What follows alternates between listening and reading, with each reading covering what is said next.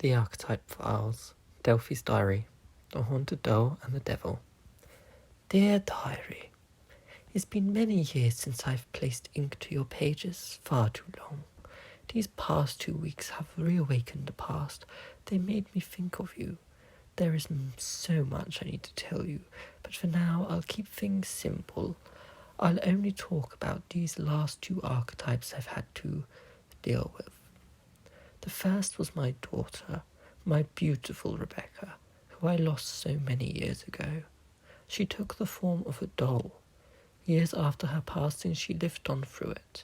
She couldn't speak or sing like she so loved to do, but she could move her eyes and her head if she was so inclined. I've seen many dolls through the years, in life and on screen, most of whom were evil. My Rebecca isn't comparable to any of them. She's not some bloodthirsty killer, she's my daughter. I suppose you could say she was haunting her shell, not possessing it. I've seen a few haunted dolls in my time. I suppose the closest to my Rebecca would be Mandy, a baby doll, made of porcelain just like my daughter, whose eyes move around following visitors in her museum. She's not a little monster like Annabelle or Robert. She's mischievous, just as my Rebecca was in life. I hold a lot of sympathy for her. They made a film about her, but of course they changed her into another evil doll. Rebecca has moved on now. After all these years, she's free at last. I didn't have the time to process that. Not since my granddaughter, Grand Pig and Joey went missing. It was the devil that did it, not the actual devil, but an archetype, calling itself Diablo.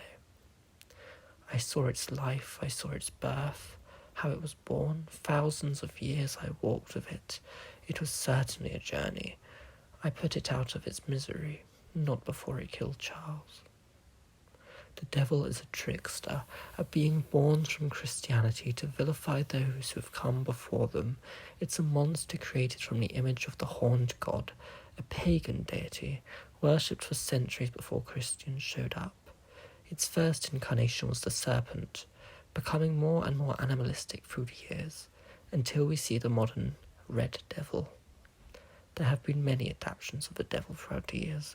My favourite has to be the version from Bedazzled. I must confess, Diary, I have a bit of a crush on Elizabeth Hurley, the actress who plays her. She looks so good in leather. Another modern version is the Red Devil from a show called Scream Queens. That may surprise you, Diary, but who am I to pass up the opportunity to watch Jamie Lee Curtis in anything? The devil in that show was, of course, a costume worn by a human killer, because if I've learned anything over my many years on this planet, it's that the devil isn't the true monster. It's humanity.